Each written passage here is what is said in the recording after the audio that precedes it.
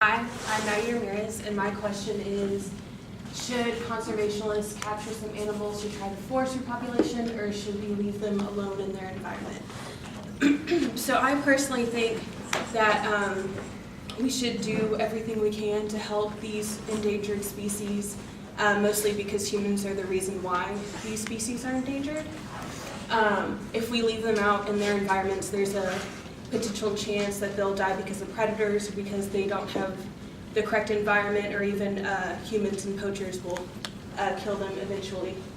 So by taking them in and helping them repopulate, we can ultimately get that population up to where that species isn't endangered anymore. Definitely on the flip side of that though, some of the environments that the animals that are held in captivity are in aren't always the best, and they do some mental harm on the animals, and normally their life expectancies are decreased because of that.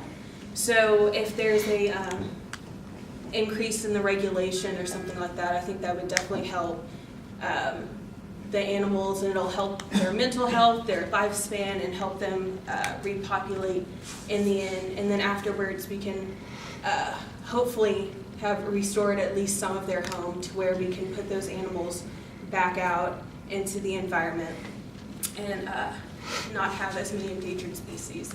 So in conclusion, I believe that conservationists should take in some of these animals to help, but definitely up the regulation on what sort of environments they'll be living in when they're in captivity. So, any questions?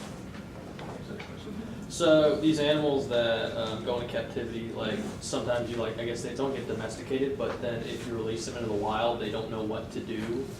Would you know, would you have any ideas of any measures they could take to make sure it's, I guess, more like their home, or is that even possible? Because Mike the Tiger, let's say he's not or R.I.P. Mike the Tiger, but I mean, make the environment that they're in as close to their home as possible. I mean, I know some of them are literally in cages where there's concrete floors, but I mean, Mike the Tiger had a whole, he had the pond and the rocks, and it looked very similar to what he would have been living in if he were out in the wild. So as long as we keep it as close to that, I think it'll be okay to an extent.